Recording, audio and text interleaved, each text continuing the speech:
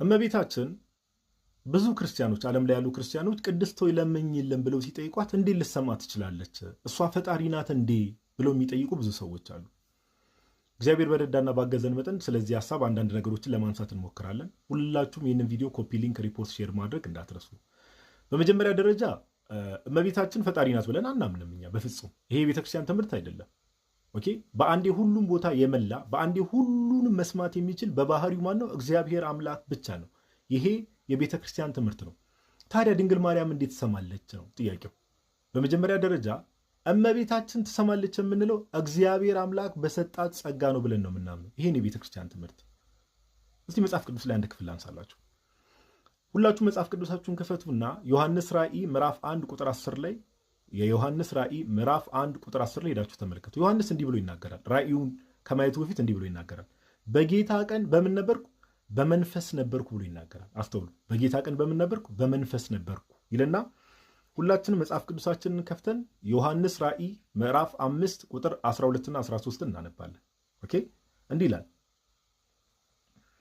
ዮሐንስ ራእይ ምዕራፍ 5 ቁጥር 12 ላይ እንደዚህ ይላል። በታላቅም ድምፅ የታረደው በግ ኃይልና ባለጠግነት፣ ጥበብም፣ ብርታትም፣ ክብርም፣ ምስጋናም፣ በረከትም ሊቀበል ይገባዋል አሉ። ቁጥር 13 ላይ በሰማይና በምድርም ከምድርም በታች በባህርም ላይ ያለ ፍጥረት ሁሉ በእነርሱም ውስጥ ያለ ሁሉ በረከትና ክብር ምስጋናም ኃይልም ከዘላለም እስከ ዘላለም በዙፋኑ ላይ ለተቀመጠው ለበጉም ይሁን ሲሉ ሰማሁ። ዮሐንስ ምን አለ?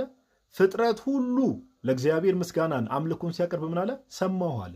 እስቲ አንድ ጥያቄ ልጠይቃችሁ። ዮሐንስ ፈጣሪ ነው? ለምን? በባህሪው የፍጥረት ሁሉ ምስጋናና አምልኮ ሊሰማ የሚችል ማን ነው? በባህሪው ከሆነ እግዚአብሔር አምላክ ብቻ ነው። ዮሐንስ ግን ምን አለ? ሰማሁ እያለ ነው። ስለዚህ ዮሐንስ እንዴት ሰማ ብለን ስንጠይቅ ቅድም ያልኳችሁ ጥቅስ ላይ ትሄዳላችሁ። ዮሐንስ ራእይ ምዕራፍ 1 ቁጥር 10 ላይ በጌታ ቀን በምን ነበርኩ አለ? በመንፈስ ነበርኩ። ስለዚህ ለዮሐንስ ማን የገለጠለት? መንፈስ ቅዱስ ነው የገለጠለት። ኦኬ፣ ዮሐንስ ምድር ላይ በነበረበት ሰዓት ላይ ነው መንፈስ ቅዱስ ይህንን የመሰለ ሚስጥር ሲገልጥለት የምንመለከተው። አስቡት። ወደ ጌታ ከሄደ በኋላ ደግሞ ወደ እውቀት ባለቤት ወደ እግዚአብሔር ከሄደ በኋላ ደግሞ ምን ያህል ሊያውቅ ምን ያህል ሊገለጥለት እንደሚችል እናንተ ተዋዋሉ።